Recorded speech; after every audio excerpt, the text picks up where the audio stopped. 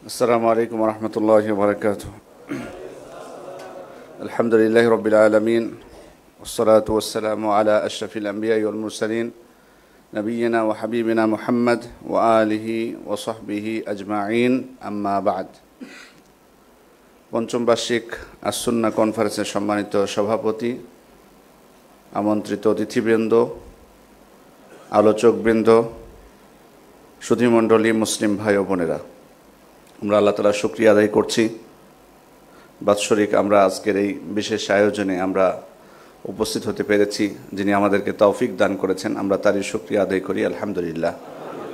দরুদ ও সালাম বর্ষিত হোক আমাদের প্রিয় নবী, আখেরি নবী, মহামানব, শ্রেষ্ঠ মানব মুহাম্মদুর রাসূলুল্লাহ সাল্লাল্লাহু আলাইহি ওয়াসাল্লামের উপর। আমার আলোচনার বিষয় আপনারা অবগত হয়েছেন, আখলাক পরিবর্তন এবং সংশোধনে সুন্নাহর ভূমিকা। প্রথম একটা প্রশ্ন চলে আসে যে আসলে আখলাক পরিবর্তন হওয়া সম্ভব কিনা।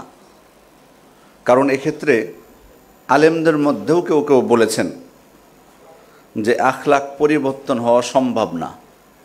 ওনারা বলতে চেয়েছেন যে আখলাকটা হলো মানুষের স্বভাব বা প্রকৃতি, যেটার উপর তাকে সৃষ্টি করা হয়, অতএব এটা কোনোভাবেই পরিবর্তন হয় না বা পরিবর্তন সম্ভব না। দ্বিতীয় আরেকটি মত হলো যে না, পরিবর্তন সম্ভব, আখলাক সংশোধন এবং পরিবর্তন করা সম্ভব। আপনারা এদিকে একটু মনোযোগ দিবেন, ওই দিকের থেকে। দ্বিতীয় মত হলো যে আখলাক পরিবর্তন হওয়া সম্ভব। এই মতটি আসলে সঠিক নাকি আপনারা কি মনে করেন? আখলাক পরিবর্তন হওয়া সম্ভব। হ্যাঁ, আখলাক বা চরিত্র, স্বভাব চরিত্র, আচরণ দুই প্রকার সাধারণত। একটা মানুষ সৃষ্টিগতভাবে পায়, তার স্বভাব আচরণটা সেভাবেই পেয়েছে, ওভাবেই গড়ে উঠেছে, সে আল্লাহ কর্তৃক প্রদত্ত পেয়েছে। প্রথম থেকেই সে কিছু বৈশিষ্ট্য আছে, গুণ আছে, যেগুলো জন্মগতভাবে পায় মানুষ, কিছু থাকে সেগুলো। তবে আরেকটা বড় অংশ আছে যেটা তাকে বিভিন্নভাবে অর্জন করতে হয় বা অর্জন করে থাকে সাধারণত। যদি আমরা বলি যে আখলাক পরিবর্তন হবে না, তাহলে ওসিয়ত কেন করতে বলা হয়েছে, উপদেশ কেন দিতে বলা হয়েছে? আদব বা শিষ্টাচারের বিভিন্ন প্রকার আছে, ইসলাম আমাদেরকে শিখিয়েছে বিভিন্ন প্রকারগুলো। তাহলে এই প্রকারগুলো কেন আসলো? যদি আখলাক পরিবর্তন না হয় তাহলে আদব শিষ্টাচার কেন আসলো? তাওবা, এই যে তাওবা করার বিধান, তওবা করার বিষয়ে কত হাদিস, কোরআন, কত ঘটনা আমরা পাই। তাহলে তো প্রশ্নই উঠতো না, আখলাক যদি পরিবর্তন না হতো তাহলে তাওবার বিষয়টাও আসতো না।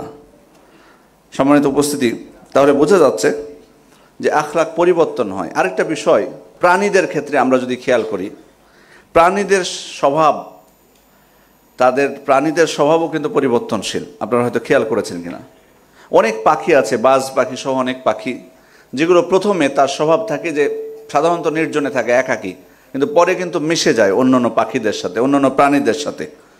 আপনি অনেক কুকুর বা অন্য প্রাণীদের মধ্যে দেখবেন যে প্রথম অবস্থায় যখন, বা বিড়াল সহ আরও কিছু প্রাণীকে দেখবেন যে প্রথম, গরু বা আরও কিছু প্রাণী আপনি দেখবেন যে প্রথম অবস্থায় হয়তো যে তাকে কিনে নিয়ে এসেছে অথবা তার কাছে রেখেছে তার উপর কিন্তু আক্রমণ করে, বা সে যেভাবে চায় সেভাবে কিন্তু ওই প্রাণীকে চালাতে পারে না। কিন্তু কিছুদিন যেতে না যেতে, 1 বছর বা 2 বছর পর আপনি দেখবেন যে প্রাণীটা কিন্তু ওই ব্যক্তির অনুগত হয়ে যায়। এরকম হয় কি না? প্রথম থেকে কি একটা প্রাণী একজন মানুষের অনুগত হয়? হয় না। তাহলে একটা প্রাণীর মধ্যে যদি পরিবর্তন আসে তার আচরণে, তাহলে মানুষের মধ্যেও পরিবর্তন আসাটা, যাকে আল্লাহ তাআলা বিচক্ষণতা দিয়েছেন, আকল দিয়েছেন, এটা স্বাভাবিক একটা বিষয়। তৃতীয় বিষয় হলো যে আল্লাহ তাআলা পবিত্র কোরআনে ইঙ্গিত দিচ্ছেন, তিনি বলছেন কদ আফলাহা মান তাযাক্কা, সফল হয়েছে সে ব্যক্তি যে পরিশুদ্ধ হয়েছে। কদ আফলাহা মান যাক্কাহা, সফল হয়েছে ওই ব্যক্তি যে তার নফসকে পরিশুদ্ধ করেছে। তাহলে নফসকে যে পরিশুদ্ধ করেছে, পরিশুদ্ধর বিষয়টি কখন আসে? খারাপ হওয়ার পর কিন্তু পরিশুদ্ধের প্রয়োজন হয় সেটা। তাহলে আল্লাহ তাআলা বলছেন সফল হয়েছে সে যে তার নফসকে পরিশুদ্ধ করেছে বা নিজে যে পরিশুদ্ধ হয়েছে। তাহলে বোঝা যাচ্ছে এখানে যে অবশ্যই পরিবর্তন হওয়া সম্ভব, যেটি আয়াত থেকে আমরা বুঝতে পারি। এছাড়া আরও অনেক কোরআন এবং হাদিসের দলিল আছে যেগুলোর ভিত্তিতে আমরা স্পষ্টভাবে বুঝতে পারি যে পরিবর্তনটা সম্ভব। তাছাড়া আমরা যদি খেয়াল করি, বাস্তবতাও কিন্তু এর প্রমাণ। মানে যদি আমার কোরআন হাদিসের দলিলের ছাড়াও যদি আমরা বাস্তবেও দেখি যে পরিবর্তন হয় কিনা, আমাদের সামনে অনেক প্রমাণ না? যে এতগুলো মানুষ যে আপনারা বসে আছেন, সবাই কি ছোট থেকেই দিন পালন করেন বা দিনকে ভালোবাসতেন, সুন্নাহকে ভালোবাসতেন? আজকে আসুন্নাহ কনফারেন্সের নাম শুনে আপনারা চলে আসছেন, সবাই কি সুন্নাহর অনুসরণ করতেন? এখানে হয়তো বেশিরভাগ মানুষ এমনও পাওয়া যাবে যে মানে কোরআন এবং সুন্নাহর পথে বা সঠিক আকীদার পথে তো দূরের কথা, দিনের মধ্যেই ছিলেন না, ঠিক কিনা? অনেককে পাওয়া যাবে, আমাদের নির্ণয় করার দরকার নাই, বাট আমাদের সামনে আমরা নিজেরাই কিন্তু উদাহরণ। তাহলে বোঝা যাচ্ছে যে আচরণ, আখলাক পরিবর্তন হয়, এটা বাস্তবতাই তার দলিল। এবং সাহাবা ইকরামের ক্ষেত্রে যদি আমরা দেখি, সাহাবা ইকরামের অবস্থা কী ছিল, তাদের মধ্যে যারা জান্নাতেরও সার্টিফিকেট পেয়েছেন, তাদের জাহিলি যুগের অবস্থা যদি আমরা দেখতে যাই, তাহলে কিন্তু আমরা স্পষ্ট আমরা বুঝে যাব। সম্মানিত উপস্থিতি, তাহলে বাস্তবতা থেকে, কোরআন সুন্নাহ থেকে, সাহাবা ইকরামের অবস্থা থেকে, সব কিছু থেকে আমাদের কাছে যেটা স্পষ্ট পরিষ্কার হলো যে আখলাক মানুষের পরিবর্তন হতে পারে। আর এই জন্যই কিন্তু আল্লাহ রাসূল সাল্লাল্লাহু আলাইহি ওয়াসাল্লামকে যে আল্লাহ তাআলা প্রেরণ করেছেন এই দুনিয়ায়, প্রেরণের যে উদ্দেশ্য, তার মধ্যে মহান একটি উদ্দেশ্য হচ্ছে মানুষের আখলাককে পরিবর্তন করা। এই জন্য তিনি বলেছেন, ইন্নামা বুইসতু লিউতাম্মিমা মাকারিমাল আখলাক, আমাকে প্রেরণ করা হয়েছে সর্বোত্তম চরিত্রের পূর্ণতা দেওয়ার জন্য। তাহলে পূর্ণতা দেওয়ার জন্য তাকে আল্লাহ তাআলা প্রেরণ করেছেন, চরিত্র সংশোধনের জন্য প্রেরণ করেছেন। তাহলে সংশোধন যদি না হতো তাহলে তো আল্লাহ তাআলা তাকে প্রেরণ করতেন না। তাহলে আল্লাহ রাসূল সাল্লাল্লাহু আলাইহি ওয়াসাল্লামের প্রেরণের মৌলিক যে লক্ষ্য, তার মধ্যে এটি একটি। সম্মানিত উপস্থিতি, কিন্তু পরিবর্তনটা আসলে কিভাবে হবে, আল্লাহ রাসূল সাল্লাল্লাহু আলাইহি ওয়াসাল্লাম কীভাবে আখলাককে সংশোধন করলেন, বা সুন্নাহ থেকে কিভাবে আমরা বুঝতে পারি, বা সুন্নাহ কিভাবে পাই, আল্লাহ রাসূল সাল্লাল্লাহু আলাইহি ওয়াসাল্লামের বক্তব্য হোক, আল্লাহ রাসূল সাল্লাল্লাহু আলাইহি ওয়াসাল্লামের আমল হোক, বা আল্লাহ রাসূল সাল্লাল্লাহু আলাইহি ওয়াসাল্লামের স্বীকৃতি হোক, সর্ব বিষয়ে সার্বিকভাবে আমরা যদি দেখি যে কিভাবে পরিবর্তনটা হয়েছে বা পরিবর্তনটা হতে পারে। প্রথম বিষয়, আখলাক পরিবর্তনের মূল ভিত্তি কিন্তু হলো ঈমান। এটাই কিন্তু আসল। আল্লাহ রাসূল সাল্লাল্লাহু আলাইহি ওয়াসাল্লাম কিন্তু এখানেই প্রথম চিকিৎসা শুরু করেছেন এটা দিয়েই, যে আসলে ঈমান ছাড়া, ঈমান যদি না থাকে আখলাকে পরিপূর্ণতা আসবে না, সম্ভব না। এই জন্য হয়তো মনে করতে পারে অনেক সময় আমরাও কিন্তু সমাজে অনেক সময় ঈমানটাকে বাদ দিয়ে অন্য মাপকাঠিটাকে বড় করে তুলি, অনেক সময় অন্যটা আমাদের কাছে বড় হয়ে যায়। খেয়াল করে দেখুন আল্লাহ তাআলা কি বলছেন, তিনি বলছেন, আজআলতুম সিকায়াতাল হাজ্জি ওয়া ইমারাতাল মসজিদিল হারামি কামান আমানা বিল্লাহি ওয়াল ইয়াউমিল আখির ওয়া জাহাদা ফি সাবিলিল্লাহ, তোমরা কি মনে করেছো যে হাজিদেরকে পানি পান করানো, মসজিদে হারামের মানে যেটাকে বলে খেদমত করা বা আবাদ করা, এরপরে আল্লাহ তাআলা বলছেন যে হাজিদেরকে পানি পান করানো এবং মসজিদে হারামের আবাদ করা, সেটা কি যে ব্যক্তি ঈমান এনেছে আল্লাহর প্রতি এবং পরকালের প্রতি এবং জিহাদ করেছে তার মতো? আল্লাহ তাআলা প্রশ্ন করছেন যে তোমরা কি তার মতো করে দিচ্ছ, এক করে দিচ্ছ দুইটাকে? খেয়াল করে দেখুন প্রশ্নটা, যে যারা হাজিদেরকে, কারণ মুশরিকদের, আরবদের মুশরিকদের কিন্তু এটা একটা ভালো বৈশিষ্ট্য ছিল, কুরাইশদের একটা ভালো বৈশিষ্ট্য ছিল কি, হাজিদেরকে পানি পান করানো। তো আল্লাহ তাআলা বলছেন হাজিদেরকে পানি পান করা, এটা ভালো না? ভালো চরিত্রের অন্যতম একটা দিক না? হাজিদের সেবা করা, খেদমত করা, এটা অত্যন্ত ভালো দিক। তো আল্লাহ তাআলা প্রশ্ন করছেন যে হাজিদেরকে পানি পান করানো, মসজিদে হারামের আবাদ করা, কারণ মুশরিকরা, কুরাইশরা কিন্তু মসজিদে হারামের সেবা করতো, আবাদ করতো তারা, কিন্তু আল্লাহ তাআলা প্রশ্ন ছুড়ে দিচ্ছেন যে এগুলো করা, আর যে ব্যক্তি আল্লাহর প্রতি ঈমান এনেছে, পরকালের প্রতি ঈমান এনেছে, জিহাদ করেছে, এগুলো কি তোমরা সমান করে দিচ্ছ? উত্তর কি হবে? সমান হবে? আল্লাহ তাআলা বলছেন লা ইস্তাউনা ইনদাল্লাহ, কখনোই তারা আল্লাহর কাছে এক হবে না। আল্লাহু লা ইয়াহদিল কওমাল যালিমিন, আল্লাহ তাআলা জালেম সম্প্রদায়কে হিদায়াত করেন না। তাহলে আমরা আল্লাহ তাআলা উত্তর দিয়ে দিলেন যে এক না। তাহলে দেখুন এখানে ঈমানের বিষয়টাকে সর্বোচ্চ এখানে আখ্যায়িত করা হয়েছে না? হয়েছে কি না? মনোযোগ এদিকে। কারণ বোঝানো হচ্ছে যে ঈমান যদি না থাকে তাহলে ওই আখলাকের মর্যাদা না। আপনি বলবেন যে হাজিদেরকে আমি পান করাচ্ছি, পানি পান করাচ্ছি, হাজিদের আমি সেবা করছি, আমি মসজিদের খেদমত করতেছি, মসজিদ ঝাড়ু দিচ্ছি, সব কিছু করতেছি, ঈমান আনাটার, যারা ঈমান এনেছে তাদের মতোই আমি কাছাকাছি না, এটা মনে করার কোনো সুযোগ নেই, বরং ঈমানটাকে এখানে প্রাধান্য দেওয়া হয়েছে। তাহলে এখানে আল্লাহ রাসূল সাল্লাল্লাহু আলাইহি ওয়াসাল্লাম প্রথম যেটা চিকিৎসা শুরু করলেন সেটা হলো ঈমান। আখলাকের মূল ভিত্তি হচ্ছে ঈমান। এই জন্য সহিহ মুসলিমের বর্ণনা আয়েশা রাদিয়াল্লাহু আনহা বলছেন, আল্লাহ রাসূল আমাকে জিজ্ঞেস করছেন, ইবনু জুদআন কানা ফিল জাহিলিয়া ইয়াসিলুর রহিম ওয়া ইউতইমুল মিসকিন, ইবনু জুদআন জাহিলি যুগে সে আত্মীয়তার সম্পর্ক রক্ষা করত এবং মিসকিনদেরকে খাবার দিত, যারা অভুক্ত দরিদ্র তাদেরকে খাবার দিত। তাই আয়েশা রাদিয়াল্লাহু আনহা জিজ্ঞেস করছেন আল্লাহ রাসূল সাল্লাল্লাহু আলাইহি ওয়াসাল্লামকে, ফাহাল যাকা নাফিউহু, আল্লাহ রাসূল এতে কি তার উপকার হবে কিয়ামতের দিন? মানে ও যে জাহেলি যুগে আত্মীয়তা সম্পর্ক রক্ষা করেছে, খাবার দিয়েছে, মানে মানব সেবা করেছে, এটা তার কোনো কাজে আসবে কিনা আখিরাতে, প্রশ্নটা এটা। তা আল্লাহ রাসূল সাল্লাল্লাহু আলাইহি ওয়াসাল্লাম বলছেন লা ইয়ানফাউ, এটা তার আখিরাতের দিন কোনো কাজে আসবে না। ইল্লাম ইয়াকুল ইয়াউমান, যদি সে এই কথা না বলে থাকে রব্বিক ফিরলি খতিআতি ইয়াউমাদ্দিন, হে আল্লাহ আপনি কিয়ামতের দিন আমার ত্রুটি বিচ্যুতিগুলো ক্ষমা করে দিন। এটা যদি সে না বলে থাকে তাহলে ওই কাজগুলো, তার যে ভালো কাজগুলো, আত্মীয়তার সম্পর্ক রক্ষা করা, দান করা, এগুলো তার কোনোই কাজে আসবে না কিয়ামতের দিন। তাহলে দেখুন আখলাকের কথা, এগুলো কিন্তু সবই কিন্তু সুন্দর আচরণের অন্তর্ভুক্ত। এর থেকে আর সুন্দর আচরণ কী হতে পারে? আত্মীয়তার সম্পর্ক রক্ষা করা, মিসকিনদেরকে খাবার দেওয়া। কিন্তু আল্লাহ রাসূল সাল্লাল্লাহু আলাইহি ওয়াসাল্লাম কী বলছেন? যে এগুলো কোনোই কাজে আসবে না যদি সে ঈমান এনে না থাকে। তাহলে ঈমানটাকে আল্লাহ রাসূল সাল্লাল্লাহু আলাইহি ওয়াসাল্লাম মূল ভিত্তি করেছেন। আগে ঈমান ঠিক করতে চেয়েছেন, আকীদা আগে ঠিক করতে চেয়েছেন। এই জন্য ঈমানের বিষয়টা কিন্তু আরেক দিক থেকে যদি আমরা খেয়াল করি, আখলাক এবং ঈমান, চরিত্র এবং ঈমান, এই দুইটা কিন্তু পরস্পরের সাথে সংশ্লিষ্ট। আমরা জানলাম যে আগে ঈমান থাকতে হবে, তারপরে আখলাক। কিন্তু আবার ঈমান যখন আমি আনলাম তখন কিন্তু আখলাক ছাড়া, আখলাক যদি ভালো না হয় আমার ঈমানও কিন্তু পরিপূর্ণ হবে না। আখলাকের পরিপূর্ণতার মাধ্যমে আমার ঈমান পরিপূর্ণ হবে। এরও অনেক প্রমাণ আছে। আল্লাহ রাসূল সাল্লাল্লাহু আলাইহি ওয়াসাল্লাম বলছেন আকমালুল মুমিনিনা ঈমানান আহসানুহুম আখলাকান বা খুলুকান। ঈমানের দিক থেকে পরিপূর্ণ মুমিন হচ্ছে যার চরিত্র হচ্ছে কি সর্বোত্তম। তাহলে খেয়াল করেছেন, প্রথমে আল্লাহ রাসূল সাল্লাল্লাহু আলাইহি ওয়াসাল্লাম তাদেরকে কি ঈমান আনালেন। চরিত্রের মূল ভিত্তি হলো ঈমান। ঈমান যখন আনলেন, এবার তিনি আখলাকটাকে পরিপূর্ণ করতে চাচ্ছেন, বিভিন্ন কিছু বিস্তারিত বিবরণ দিচ্ছেন। প্রথমে এটাই বললেন যে ঈমানের দিক থেকে পরিপূর্ণ হচ্ছে ওই ব্যক্তি যার আখলাকটা হচ্ছে সর্বোত্তম। আল্লাহ রাসূল সাল্লাল্লাহু আলাইহি ওয়াসাল্লাম আরও বললেন লা ইউমিনু আহাদুকুম হাত্তা ইউহিব্বা লিআখিহি মা ইউহিব্বু লিনাফসিহি, তোমাদের মধ্যে কেউ ঈমানদার হতে পারবে না যতক্ষণ না সে নিজের জন্য যেটা পছন্দ করে তার ভাইয়ের জন্যই সেটা পছন্দ করবে, ততক্ষণ পর্যন্ত ঈমানদার হতে পারবে না। এটাও কিন্তু আখলাকের অন্যতম একটা দিক। আল্লাহ রাসূল সাল্লাল্লাহু আলাইহি ওয়াসাল্লাম বলছেন আল মুসলিমু মান সালিমাল মুসলিমুনা মিন লিসানিহি ওয়া ইয়াদিহি, মুসলিম তো সেই যার জিহবা এবং হাত থেকে অন্য মুসলিমরা নিরাপদ থাকে। ওয়াল মুমিনু মান আমিনাহুন নাসু আলা দিমাইহিম ওয়া আমওয়ালিহিম, আর মুমিন তো সেই যাকে মানুষ তাদের রক্ত এবং সম্পদে নিরাপদ মনে করে। আল্লাহ রাসূল সাল্লাল্লাহু আলাইহি ওয়াসাল্লাম অন্য হাদিসে বলছেন ওয়াল্লাহি লা ইউমিন, ওয়াল্লাহি লা ইউমিন, ওয়াল্লাহি লা ইউমিন, আল্লাহর শপথ সে ঈমানদার নয়, সে ঈমানদার নয়, সে ঈমানদার নয়। আল্লাহ রাসূল সাল্লাল্লাহু আলাইহি ওয়াসাল্লামকে বলা হলো মান ইয়া রাসূলুল্লাহ, আল্লাহ রাসূল আপনি কার কথা বলছেন?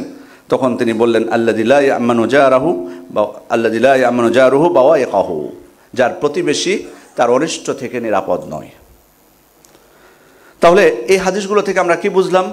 যে ঈমান আনলাম কিন্তু আখলাকে আমার ত্রুটি বিচ্যুতি আছে, তাহলে আমার ঈমানটা পরিপূর্ণ হবে না। আবার প্রথমে আমরা জেনেছি যে আখলাক পরিপূর্ণ করতে হলে, আখলাকের দিক থেকে সর্বোত্তম হতে হলে আমাকে ঈমান আনতে হবে। যদি কেউ কাফের থেকে যায় তাহলে তার ঈমান, তার আখলাক পরিপূর্ণ হবে না। এটারও ইঙ্গিত কিন্তু আল্লাহ তাআলা দিয়ে দিয়েছেন যে কুফরি এবং অসৎ চরিত্রের মধ্যেও কিন্তু সম্পর্ক আছে।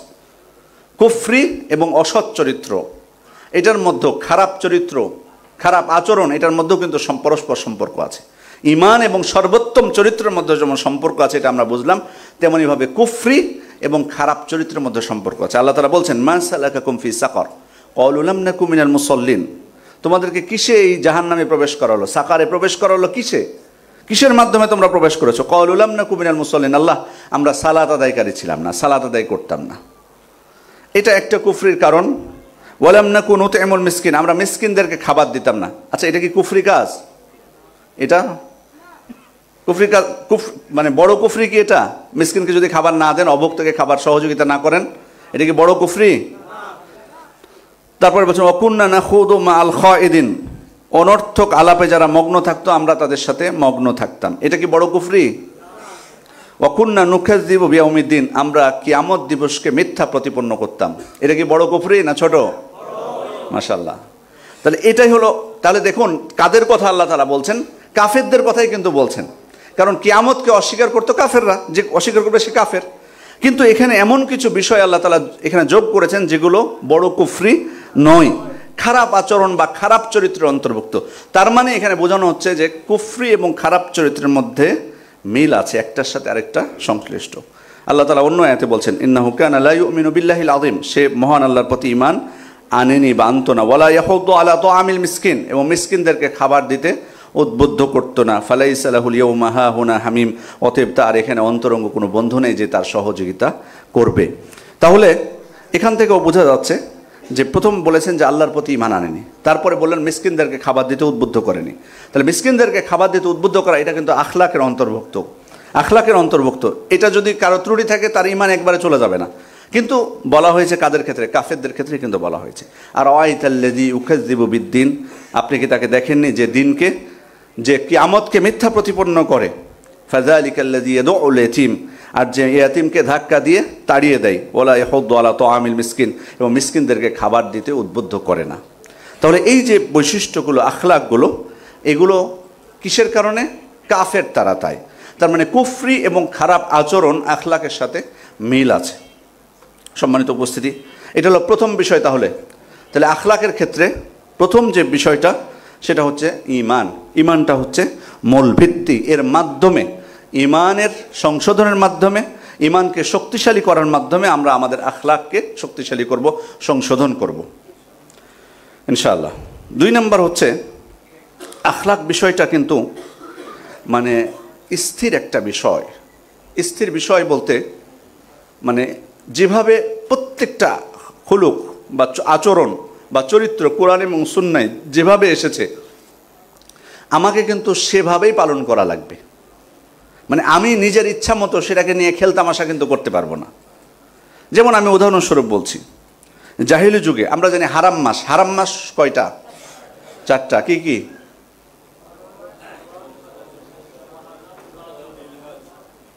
জি, জাহিলি যুগে এই 4টি মাসকে কাফেররাও, মুশরিকরাও কিন্তু সম্মান করত। তারা এই মাসগুলোতে যুদ্ধ বন্ধ রাখত।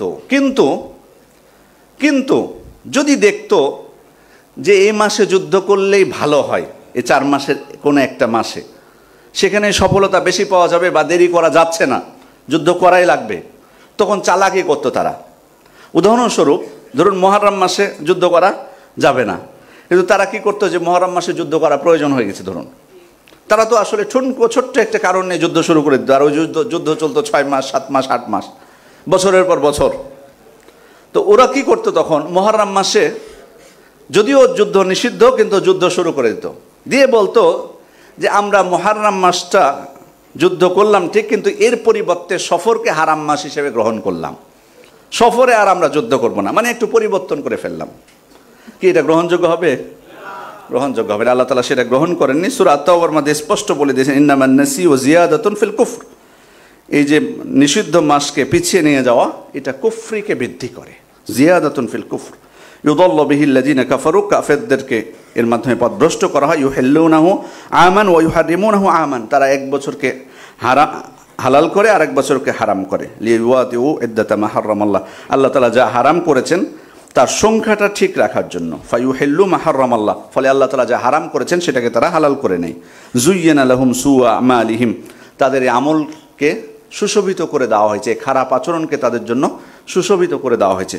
সম্মানিত উপস্থিতি, এভাবে যে কোনো প্রকার আখলাক, আচরণ, চরিত্র, যে জিনিসটা, যে কাজটা আমাদের জন্য হারাম, যে সময়ে হারাম, সে সময়কে পরিবর্তন আমরা করতে পারবো না। যে স্থানে হারাম, ওই স্থানকে আমরা বলবো যে আমাদের স্বার্থের জন্য যে না, এই স্থানে করে ফেলি, অন্য স্থানে যে আর করবো না, এই পরিবর্তন করার সুযোগ নেই। তৃতীয় যে বিষয়টি সেটি হচ্ছে তাখলিয়া ওয়া তাহলিয়া, অর্থাৎ খারাপ আচরণ, খারাপ কিছু ছিল সেটাকে ভালোতে পরিণত করা। এটা কয়েকভাবে হতে পারে। যেমন জাহিলি যুগের একটা প্রবাদ, সেটা কিন্তু হাদিস, প্রথমত আপনাদেরকে বলে দিই। আল্লাহ রাসূল সাল্লাল্লাহু আলাইহি ওয়াসাল্লামের বক্তব্য, উনসুর আখাকা যালিমান আও মাজলুমান। আল্লাহ রাসূল সাল্লাল্লাহু আলাইহি ওয়াসাল্লাম বলছেন যে উনসুর আখাকা যালিমান আও মাজলুমান, তোমার ভাই জালেম হোক আর মাজলুম হোক, অত্যাচারী হোক আর অত্যাচারিত হোক, তাকে সহযোগিতা করো। এটা কার বক্তব্য? আল্লাহ রাসূল সাল্লাল্লাহু আলাইহি ওয়াসাল্লামের বক্তব্য, যে তোমার ভাই জালেম হোক আর মাজলুম হোক, তাকে কি করো? সহযোগিতা করো। আল্লাহ রাসূল সাল্লাল্লাহু আলাইহি ওয়াসাল্লামের বক্তব্য, হাদিস কিন্তু এটা। কিন্তু এই কথাটাই জাহিলি যুগেও কিন্তু তারা ব্যবহার করত, কিন্তু কি অর্থে? খারাপ অর্থে, যে তোমার ভাই মানে তোমার যদি বংশের কেউ হয়, গোত্রের কেউ হয়, সে যদি অত্যাচারীও হয় তার পক্ষ নাও তুমি, আর যদি সে অত্যাচারিত হয়, মাজলুম হয়, তারও পক্ষ নাও। মানে তোমার গোষ্ঠীর হলে হলো, তোমার গোত্রের হলে হলো। এটা ছিল তাদের বক্তব্য, এটা ছিল তার ব্যাখ্যা। আল্লাহ রসুল সাল্লাম কিন্তু ওই কথাটাই কিন্তু বলেছেন যে তোমার ভাইকে তুমি সহযোগিতা করো, জালেম হোক আর মাজলুম হোক। কিন্তু কি ওই অর্থে ব্যবহার করেছেন আল্লাহ রসুল সাল্লাম? তিনি কি বুঝিয়েছেন? আল্লাহ রসুল সাল্লামকে কিন্তু সাহাবা ইকরামের জন্য জিজ্ঞেস করলেন যে আল্লাহ রসুল আপনি কি বোঝাতে চাচ্ছেন এটা দিয়ে? মাজলুমকে সহযোগিতা করবো এটা তো আমাদের কাছে স্পষ্ট, কিন্তু জালেমকে সহযোগিতা করব কিভাবে? তখন আল্লাহ রসুল সাল্লাম কি বললেন? তাহজুজুহু আও তামনাউহু মিনাল যুলম, যুলম থেকে তাকে বাধা দিবে। সে যখন কারো উপর অত্যাচার করতে যাবে তাকে বাধা দিবে, এটাই তাকে সহযোগিতা করা হলো। ফাযালিকা নাসর। সুতরাং তাহলে খেয়াল করে দেখুন তারা কি অর্থে ব্যবহার করতো এটা, আর আল্লাহ রসুল সাল্লাল্লাহু আলাইহি ওয়াসাল্লাম কিন্তু একই কথা বলেই তাদের চরিত্রটাকে কি সংশোধন করলেন না? একই বাক্য যেটা তারা ব্যবহার করতো, আল্লাহ রসুল সাল্লাল্লাহু আলাইহি ওয়াসাল্লাম একই বাক্য ব্যবহার করেছেন, কিন্তু অর্থটা কি, ব্যাখ্যাটা কি পরিবর্তন হয়ে গেছে। এভাবে অনেক বিষয় আছে। যেমন তাদের মধ্যে আরেকটা বিষয় ছিল, সেটা হলো মানে বীরত্বর বিষয়টি। শাদীদ, আল্লাহ রাসূল সাল্লাল্লাহু আলাইহি ওয়াসাল্লাম বলছেন লাইসা শাদীদু বিসসুরআ ওয়া ইন্নামা শাদীদুল্লাযী ইয়ামলিকু নাফসাহু ইনদাল গাদাব। অর্থাৎ কেউ যদি লড়ালড়িতে বা কুস্তিতে কাউকে হারিয়ে দেয়, এটা বীরত্ব নয়, বরং প্রকৃত বীরকে যে রাগের সময় নিজেকে কন্ট্রোল করে। জাহিলি যুগে বীর বলতে বুঝতো কি বুঝতো? জাহিলি যুগে বীর বলতে বুঝতো যে তার যদি রাগ হয়, আর রাগ হলে মারামারি করে হারিয়ে দিবে, যে হারাতে পারবে অন্যকে, সেই হলো প্রকৃত বীর। মানে রাগকে এখানে কি দেওয়া হয়েছে? মানে মানুষ মারামারি কেন করে আরেকজনের সাথে বলেন? রাগের কারণে। কিন্তু একটুতেই মারামারি হয় না, দেখেন না রাস্তা পথে একটু দেখবেন, রিক্সা ধরেন, এক রিক্সাওয়ালার হয়তো রিক্সার চাকাটা ঠেকে গেছে সিএনজির সাথে, হালকা কিছুই হয়নি, কিন্তু দেখবেন সেটা থেকে উৎপত্তি, মারামারি শুরু হয়ে গেল সেটা থেকে। কেন মানুষ মারতে যায় কেন এত সহজে? রাগের কারণে তো, তাই না? তো রাগের কারণেই মানুষ মারামারি করে এবং সে সেখানে বীরত্ব দেখায়। তা আল্লাহ রাসূল যেটি বললেন যে কেউ রেগে যে মারামারি করে বিজয় হলেই সে প্রকৃত বীর নয়, বরং প্রকৃত বীরকে যে রাগের সময় নিজেকে কন্ট্রোল করে। তাহলে দেখুন বীরের বিষয়টা জাহিলি যুগে সেটার অর্থ কী ছিল? যে রাগলে অন্যকে মারবে, মারামারি করে বিজয় হবে, সে হলো বীর। কিন্তু আল্লাহ রাসূল সাল্লাল্লাহু আলাইহি ওয়াসাল্লাম কি ব্যাখ্যা দিলেন? যে না, বরং যা রাগ যদি হয় রাগের সময় নিজেকে কন্ট্রোল করবে। এরপরে আরও অনেক গুণ তাদের মধ্যে ছিল। গুণগুলোর ক্ষেত্রে কোনো পরিবর্তন নেই, কিন্তু নিয়তটা পরিবর্তন করে ফেলেছেন। যেমন সাহসী হওয়া। জাহিলি যুগে তাদের কিন্তু একটা বৈশিষ্ট্য ছিল কি? সাহসী হওয়া, সাহসিকতা। যদি তার নিয়ত থাকে যে সাহসিকতার মাধ্যমে সে মানে জালেমকে সহযোগিতা করবে, মাজলুমের উপর অত্যাচার করবে, মানে অন্যায়ভাবে অন্যের হক নষ্ট করবে তার সাহসিকতা দিয়ে, এটা ছিল কিনা তাদের মধ্যে? যে সাহসী সে এটা করতো কিনা, হক নষ্ট করতো কিনা? এই সাহসিকতা ইসলাম এটাকে সাপোর্ট করেছে, কিন্তু সাহাবা ইকরামকে কি করতে হয়েছে? এটা নিয়তটা পরিবর্তন করতে হয়েছে। সেটা ছিল খারাপ অর্থে। সাহসিকতা ভালো জিনিস, কিন্তু নিয়তটা ছিল কি? খারাপ। কিন্তু ইসলাম এসে তার নিয়তটা কি করেছে? পরিবর্তন করে দিয়েছে ভালো উদ্দেশ্যে। যদি আল্লাহর দ্বীনকে বিজয় করার জন্য সাহসিকতার সাথে কেউ যুদ্ধ করে, তাহলে তাকে সে ভালো না? সে ভালো। কিন্তু জাহিলি যুগে ছিল সেটা কি? খারাপ। সম্মানিত উপস্থিতি, এরপরে যে বিষয়টি সেটি হচ্ছে ইবাদত। আমরা তাহলে কয়েকটা বিষয় বলেছি। ঈমানের বিষয়টা দিয়ে শুরু করেছিলাম। ইবাদতের মাধ্যমে কিন্তু আল্লাহ রাসূল সাল্লাল্লাহু আলাইহি ওয়াসাল্লাম মানুষের চরিত্রকে সংশোধন করেছেন, এবং এই জন্য আল্লাহ তাআলা সে বিষয়ে ইঙ্গিত দিয়েছেন, ইন্নাস সালাতা তানহা আনিল ফাহশাই ওয়াল মুনকার। নিশ্চয় সালাত মানুষকে কি করে? কি থেকে বিরত রাখে? অশ্লীলতা এবং অন্যায় অপকর্ম থেকে বিরত রাখে। তাহলে অশ্লীলতা এবং অন্যায় অপকর্ম থেকে বিরত রাখে। তাহলে কে বিরত রাখে? সালাত। তাহলে ইবাদতের মাধ্যমে সংশোধন। খুয মিন আমওয়ালিহিম সাদাকাতান তুতাহহিরুহুম ওয়া তুযাক্কিহিম বিহা। তাদের কাছ থেকে আপনি সাদাকা গ্রহণ করুন, যেটা তাদেরকে কি করবে? পবিত্র করবে এবং পরিশুদ্ধ করবে। তাহলে সাদাকার মাধ্যমে চরিত্রের সংশোধন। এরপরে তো আমরা জানি যে সিয়াম এবং হজ এর মাধ্যমেও কিন্তু মানুষ কারণ সিয়াম অবস্থায় যদি কেউ অশ্লীলতা থেকে নিজেকে রক্ষা না করে, পাপ থেকে রক্ষা না করে, তার সিয়াম কি কোনো কাজে আসবে? হজের বিষয়েও কিন্তু একই অবস্থা। যদি অশ্লীলতা থেকে নিজেকে রক্ষা করতে না পারে, সে হজ তার কাজে আসবে না। এভাবে কিন্তু ইবাদতের মাধ্যমে মানুষ কিন্তু অভ্যস্ত হয় অশ্লীল এবং অন্যায় অপকর্ম থেকে নিজেকে হেফাজত করতে, এবং এভাবেই কিন্তু চরিত্রের সংশোধন হয়। এরপরের যে বিষয়টি, সেটি হলো কারোর মধ্যে যদি খারাপ কোনো দোষ থাকে, তাহলে ওই দোষের বিপরীত যে বিষয়গুলো, সেগুলো চর্চা করার চেষ্টা করা। যেমন ধরুন কারো হৃদয় খুব কঠোরতা আছে, কারো হৃদয়ে খুব, এরকম একজন ব্যক্তি, একটি ঘটনা বলবো যেটি শেখ আলবানী রহমতুল্লাহ আলাইহি সহিহ বলেছেন। একজন ব্যক্তি আল্লাহ রাসূল সাল্লাল্লাহু আলাইহি ওয়াসাল্লামের কাছে এসে অভিযোগ করেছিল যে তার হৃদয়টা খুব কঠোর। তা আল্লাহ রাসূল সাল্লাল্লাহু আলাইহি ওয়াসাল্লাম তাকে বলেছিলেন, ইমসাহ রাসাল ইয়াতীম ওয়া আতইমিল মিসকিন, ইয়াতীমের মাথায় হাত দাও এবং খুদ মিসকিনকে খাবার দাও। কিসের জন্য বললেন এটা? কি পরিবর্তনটা তার মধ্যে হবে? হৃদয়টা কঠিন।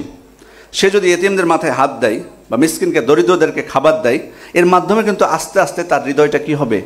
নরম হবে।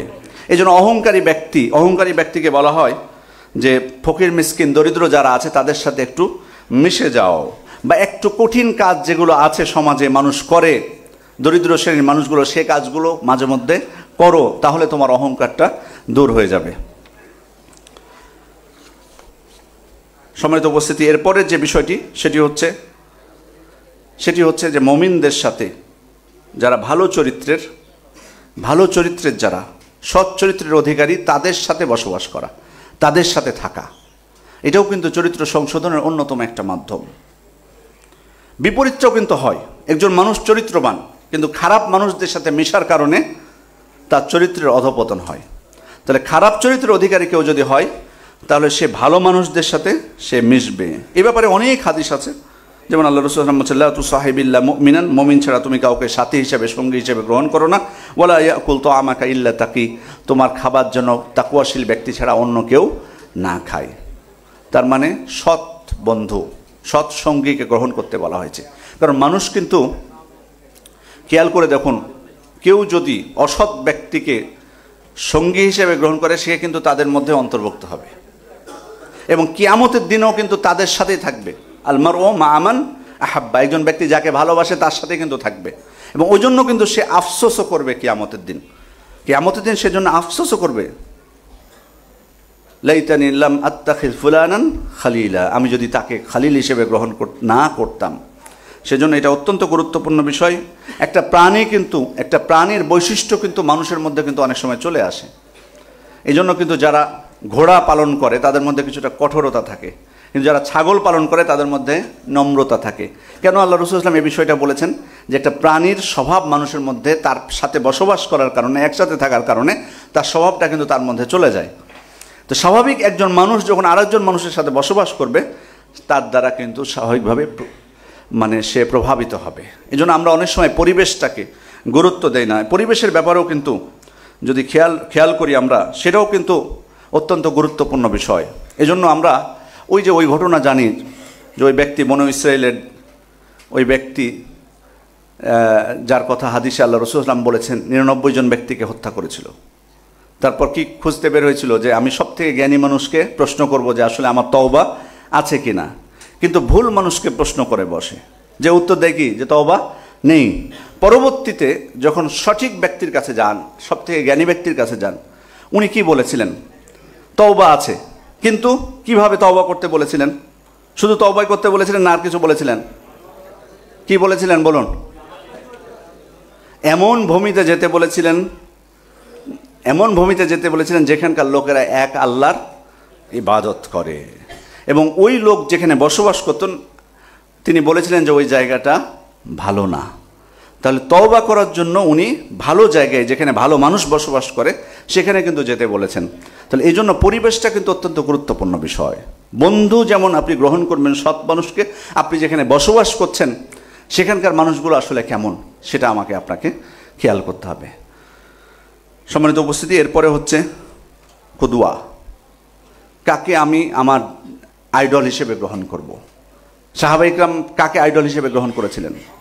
মুহাম্মদ সাল্লাল্লাহু আলাইহি ওয়াসাল্লামকে। জন্য আল্লাহ তাআলা তাদেরকে ইঙ্গিত দিয়েছেন, লাকাদ কানা লাকুম ফি রাসূলিল্লাহি উসওয়াতুন হাসানাহ, তোমাদের জন্য রাসূলের মধ্যে রয়েছে উত্তম আদর্শ।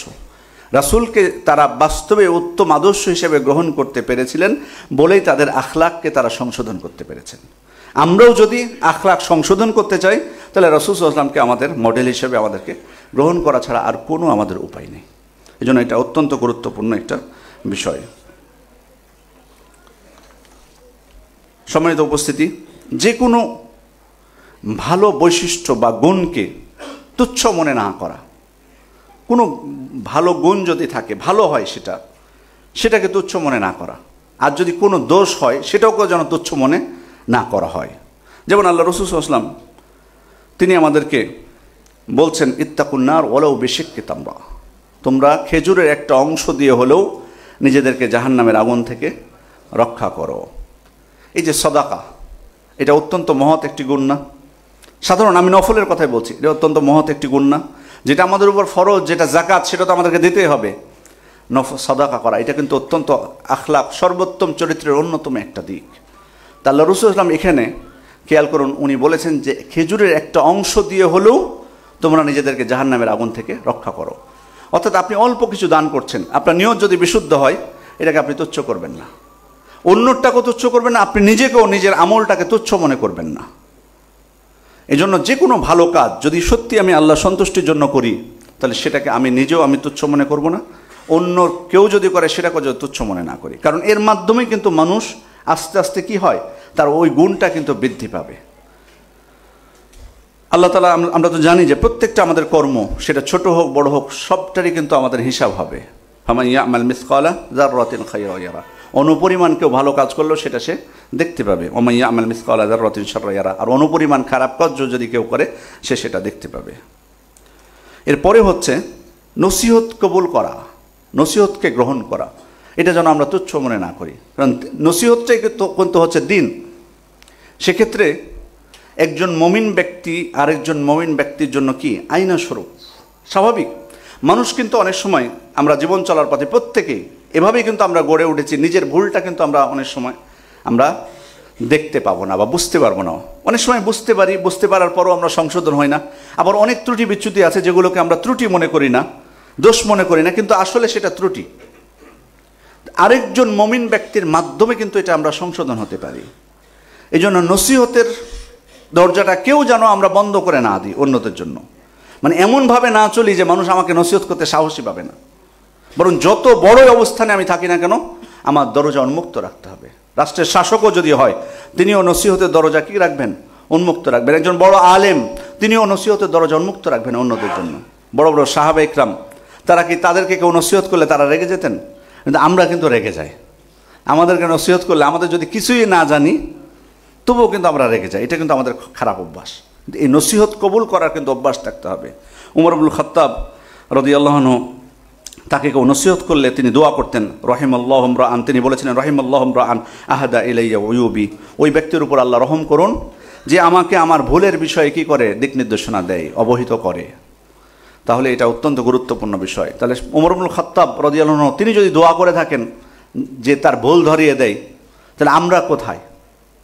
এই জন্য নসিহত কবুল করা এটাও কিন্তু আখলাক সংশোধনের অন্যতম একটা মাধ্যম। বরং আমি এই পথটা উন্মুক্ত রাখার চেষ্টা করব যাতে মানুষ আমাকে সাহস পায়, সুযোগ করে দেওয়ার চেষ্টা করবো যে আমাকে যাতে নসিহত করে। সম্মানিত উপস্থিতি, কিছু কিছু দোষ ত্রুটি সংশোধনের জন্য শরীয়ত কিছু কিছু মাধ্যম আমাদের জন্য নির্ধারণ করে দিয়েছে। যেমন কিছুক্ষণ আগে যে জিনিসটা বলছিলাম, রাগ। এই রাগটা কিন্তু আমাদের রাগটা কিন্তু খারাপ চরিত্রের মানে এমন একটা খারাপ দোষ বা চরিত্র যে এর কারণে কিন্তু অন্যান্য অনেক খারাপ চরিত্র কিন্তু এর সাথে সংশ্লিষ্ট হয়। রাগের মাধ্যমে কিন্তু মানুষ অনেক অন্যায় অপকর্ম কিন্তু করে ফেলে। রাগ থেকে কিন্তু রাগ জেদের বশবর্তী হয়ে, এটা কিন্তু খুবই খারাপ বিষয়। রাগের কারণে কিন্তু দেখবেন পরিবারে অশান্তি হয়, রাগের কারণে মানুষ কিন্তু দেখবেন তালাক দেয়, পরিবারের বিচ্ছিন্নতা, অনেক অশান্তি চলে আসে, অনেক কিছু হয়। এই যে রাগ, এই রাগের বিষয়ে শরীয়ত কিন্তু আমাদেরকে কিছু মাধ্যম দিয়েছে বা কিছু চিকিৎসা দিয়েছে যেগুলো আমাদের অনুসরণ করা উচিত। যেমন কেউ রাগ করলে আল্লাহ রাসূল সাল্লাল্লাহু আলাইহি ওয়াসাল্লাম উপদেশ দিয়েছেন চুপ করে থাকতে বলেছেন। রাগ করলে চুপ থাকতে বলেছেন। রাগ করার সময় মানুষ কিন্তু বেফাঁস অনেক কথাবার্তা, অনেক গালিগালাজ সহ অনেক এমন কিছু অনর্থক কথা বলে ফেলতে পারে যেটা তার বলাটা উচিত হয়নি। এই জন্য তাকে আল্লাহ তাআলার কাছে হিসাব দিতে হবে। এজন্য চুপ করে থাকাটা, রাগ যদি হয় কোনো কারণবশত, আমরা চেষ্টা করবো চুপ করে থাকার জন্য। মানে আমাদের মধ্যে যাতে এমন বিষয় না চলে আসে তখন যে আমি কম কিসে। অনেক সময় পারিবারিক বিষয়গুলোতে কিন্তু হয়, স্বামী স্ত্রীর মধ্যে দেখবেন তর্ক বিতর্ক হয়েছে, কেউ হয়তো রেগে গেছে বা দুইজনে হয়তো রেগে গেছে, ওখানে যদি চুপ না করে তাহলে কিন্তু আস্তে আস্তে কিন্তু দ্বন্দ্বটা, ঝগড়াটা কিন্তু আস্তে আস্তে বাড়তে থাকে। রাগ করার পর আমি যদি চুপে যাই তাহলে কিন্তু আমি অনেক কিছু থেকে নিরাপদ করে নিলাম নিজেকে। এই জন্য চুপ করে থাকাটা। এরপরে শয়তান থেকে আশ্রয় প্রার্থনা করা। আল্লাহ রাসূল সাল্লাল্লাহু আলাইহি ওয়াসাল্লাম কিন্তু শিখিয়েছেন আমাদেরকে, রাগ হয়ে গেছে আপনি শয়তান থেকে আশ্রয় প্রার্থনা করুন আল্লাহ তাআলার কাছে। যদি রেগে যান, আপনি দাঁড়িয়ে আছেন, সাথে সাথে আপনি বসে যাবেন। যদি আপনি বসে থাকেন আপনি শুয়ে যাবেন। এরপরে কোনো বর্ণনায় অজু করার কথাও বলা হয়েছে। যদি রাগ হয়ে যায় কোনো কারণবশত তাহলে আমরা অজু করে নেব। তাহলে দেখুন, চরিত্র সংশোধনের জন্য বা খারাপ কোনো বিষয় যদি আমার মধ্যে আসে, সেজন্য শরীয়ত যে চিকিৎসাগুলো বা যে সমাধানগুলো আমাদেরকে দিয়েছে সেগুলো যদি আমরা মেনে চলি তাহলে কিন্তু আমরা আমাদের চরিত্রকে আরও ভালোভাবে সংশোধন করতে পারব। এছাড়া আল্লাহ রাসূল সাল্লাল্লাহু আলাইহি ওয়াসাল্লাম অনেক সময় বাস্তবতা দিয়ে কিন্তু মানুষের চরিত্র সংশোধন করেছেন, বাস্তবতা দিয়ে বুঝিয়েছেন। যেমন একটা প্রসিদ্ধ ঘটনা কিন্তু আমরা জানি যে এক যুবক আল্লাহ রাসূল সাল্লাল্লাহু আলাইহি ওয়াসাল্লামের কাছে এসে ব্যভিচার করার জন্য অনুমতি চেয়েছিল। ইযযানলি বিজ্জিনা, আমাকে ব্যভিচার করার অনুমতি দেন। সাহাবা ইকরাম তো অনেক রেগে গেলেন যে আল্লাহ রাসূল সাল্লাল্লাহু আলাইহি ওয়াসাল্লামের কাছে এসে মানে সরাসরি এভাবে অনুমতি চাওয়া, এটা কি কম বড় বিষয় নাকি? যে একটা বিস্পষ্ট একটা কাবিরা গুনাহ, পাপ কেউ করছে সেটা আলাদা বিষয়, আবার বৈধ করে নিতে চাচ্ছে, অনুমতি চাচ্ছে আল্লাহ রাসূল সাল্লাল্লাহু আলাইহি ওয়াসাল্লামের কাছে এসে। তো এটা সেখানে যারা সাহাবা ইকরাম ছিল ওনারা কি মেনে নিতে পারবে এত সহজে? তো ওনারা কিন্তু তাকে ধরতে গেলেন, কিন্তু আল্লাহ রাসূল সাল্লাল্লাহু আলাইহি ওয়াসাল্লাম বললেন না, ছেড়ে দাও, তাকে আমার নিকটে নিয়ে আসো। এবার তাকে প্রশ্ন করছেন আল্লাহ রাসূল সাল্লাল্লাহু আলাইহি ওয়াসাল্লাম, আতুহিব্বুহু লিউম্মিক, তুমি কি এই কাজটা যেটা করতে চাচ্ছ এটা কি তোমার মায়ের জন্য তুমি পছন্দ করো? তো সে বলছে লা ওয়াল্লাহ জাআলানিল্লাহু ফিদাক, মানে উনি আল্লাহ শপথ করে বলছেন এটা সম্ভবই না, এটা কখনোই আমি এটা পছন্দ করতে পারি না। তা আল্লাহ রাসূল সাল্লাল্লাহু আলাইহি ওয়াসাল্লাম তাকে কি বললেন? ওয়ালান নাসু ইউহিব্বুনাহু লিউম্মাহাতিহিম, পৃথিবীর কোনো মানুষই তার মায়েদের জন্য এটা পছন্দ করে না। তুমি যেমন পছন্দ করো না যে তোমার মায়ের সাথে কেউ ব্যভিচার করুক, তেমনি পৃথিবীর কোনো মানুষই পছন্দ করে না যে তাদের মায়েদের সাথে কেউ ব্যভিচার করুক। তারপর আল্লাহ রাসূল সাল্লাল্লাহু আলাইহি ওয়াসাল্লাম তাকে একটার পর একটা প্রশ্ন করতে থাকলেন, আতুহিব্বুহু লিবনাতিক, তোমার মেয়ের জন্য তুমি এটা পছন্দ করো? বারবার ওই ব্যক্তি উত্তর দিচ্ছেন লা ওয়াল্লাহ। আর আল্লাহ রাসূল সাল্লাল্লাহু আলাইহি ওয়াসাল্লাম তাকে বারবার বলছেন ওয়ালান নাসু ইউহিব্বুনাহু লিবানাতিহিম, পৃথিবীর কোনো মানুষই তাদের কন্যাদের জন্য এটা পছন্দ করে না। তোমার বোনের জন্য পছন্দ করো? বল না। তাহলে পৃথিবীর কোনো মানুষই তার বোনদের জন্য পছন্দ করে না, পৃথিবীর কোনো মানুষ তার খালাদের জন্য এটা পছন্দ করে না, পৃথিবীর কোনো মানুষ তার ফুফুদের জন্য পছন্দ করে না। বুঝিয়ে দিলেন বাস্তবতা দিয়ে। তাহলে তুমি যার সাথে ব্যভিচার করতে চাচ্ছ সে কারো না কারো মা অথবা কন্যা অথবা বোন অথবা ফুফু বা খালা। তো তুমি যদি তোমার খালার সাথে হোক এটা কেউ করুক এ অন্যায়টা, অশ্লীলতা, তুমি যদি না চাও, তোমার ফুফুর সাথে তুমি চাচ্ছ না, তোমার কন্যার সাথে, তোমার বোনের সাথে, তোমার মায়ের সাথে চাচ্ছ না, তো পৃথিবীর কেউ তো চায় না। তো তুমি যার সাথে করতে যাবে সে তো কারো না মা অথবা বোন অথবা কন্যা অথবা ফুফু বা খালা। তাহলে তুমি কি করে করতে চাও? দেখুন বাস্তবতা দিয়ে আল্লাহ রাসূল সাল্লাল্লাহু আলাইহি ওয়াসাল্লাম বুঝিয়েছেন। পরে আল্লাহ রাসূল সাল্লাল্লাহু আলাইহি ওয়াসাল্লাম তার জন্য দোয়া করে দিয়েছেন। ওই যুবক পরে আর এই সমস্ত এদিকে ভ্রুক্ষেপই করেনি, এই অন্যায় অশ্লীলতার দিকে আর ভ্রুক্ষেপই করেনি। তাহলে আল্লাহ রাসূল সাল্লাল্লাহু আলাইহি ওয়াসাল্লাম বাস্তবতা দিয়ে বুঝিয়েছেন। সুতরাং নসিহতটা এটা অত্যন্ত গুরুত্বপূর্ণ। আমরা যদি বাস্তবতা দিয়ে বোঝানোর চেষ্টা করি ইনশাআল্লাহ আমরা সফল হতে পারবো। তো যাই হোক, এই ছিল সংক্ষিপ্ত কিছু গুণ বা বৈশিষ্ট্য যেগুলোর মাধ্যমে সুন্নাহ থেকে আমরা উপকৃত হই। আল্লাহ রাসূল সাল্লাল্লাহু আলাইহি ওয়াসাল্লাম সমাজকে পরিবর্তন করেছিলেন, মানুষের আখলাককে সংশোধন করেছিলেন, পরিবর্তন করেছিলেন। এবং পূর্বে যে বিষয়টি আমরা বলেছি যে আমরা একমত হয়েছিলাম যে মানুষের আখলাক পরিবর্তন হওয়া সম্ভব। এই জন্য আমরা নিরাশও কিন্তু হব না। আমাদের মধ্যে কিন্তু অনেক সময় পিতামাতা হোক অথবা সমাজের যারা মুরব্বী আছে, বয়স্ক আছে, তারাও হোক, একটু সময় যেয়ে কিন্তু আমরা নিরাশ হয়ে যাই। অনেক সময় ছেলেদের বিষয়ে বা যুবকদের বিষয়ে কিন্তু নিরাশ হয়ে যায়। এটা কিন্তু হওয়া উচিত না, নিরাশ হওয়া উচিত না। অনেক সময় সকল যুবককে কিন্তু আমরা এক কাতারে মাপার চেষ্টা করি, মানে সবাই বিভ্রান্ত, মানে এই সমাজে যত যুবক আছে সবাই বিভ্রান্ত, এরকম একটা বিষয়। কিন্তু এভাবে নিরাশ হয়ে যাওয়া, সবাইকে এক কাতারে মাপা, এটা কিন্তু ঠিক না। বরং আমাদের প্রত্যেকে আমরা যারা সমাজ সংশোধন করতে চাচ্ছি আমাদের উচিত হচ্ছে প্রচেষ্টা চালিয়ে যাওয়া। আর আল্লাহ রসুল সাল্লাল্লাহু আলাইহি ওয়াসাল্লাম যে পদ্ধতিগুলো অনুসরণ করেছেন সুন্নায় যে পদ্ধতিগুলো বর্ণিত হয়েছে সেই পদ্ধতি অনুযায়ী আমরা নিজেদেরও যেমন আমরা আমাদের আখলাক পরিবর্তন করব, সংশোধন করব, তেমনইভাবে আমরা যদি সমাজের যুবকদের বা সমাজের বিভিন্ন শ্রেণীর মানুষদের তাদের আখলাক পরিবর্তন বা সংশোধন করতে চাই, আমরা সেই পদ্ধতিগুলো অবলম্বন করার চেষ্টা করব। আল্লাহ তাআলা আমাদেরকে সেই তৌফিক দান করুন। আল্লাহ তাআলার কাছে আন্তরিকভাবে দোয়া করি তিনি যাতে আমাদের জীবনে বরকত দান করেন এবং আমরা যে সমস্ত বিষয়গুলোতে আমরা এখনও দুর্বল বা আখলাক সৎ চরিত্রের যে বিষয়গুলো আমরা এখনও গ্রহণ করতে পারিনি অথবা অসৎ চরিত্রের যে বিষয়গুলো থেকে নিজেরা এখনও তওবা করতে পারিনি, আল্লাহ তাআলার কাছে দোয়া করি আল্লাহ তাআলা যেন আমাদেরকে তৌফিক দান করেন, আমরা যাতে সংশোধন হয়ে যাই, আমাদের খারাপ চরিত্রগুলো যাতে পরিবর্তন হয়ে যায়, আমরা ভালো চরিত্রগুলোকে যাতে আমাদের জীবনে ধারণ করতে পারি। আমিন ওয়া আখিরু দাওয়ানা আলহামদুলিল্লাহি রাব্বিল আলামিন। আসসালামু আলাইকুম ওয়া রাহমাতুল্লাহি ওয়া বারাকাতুহু।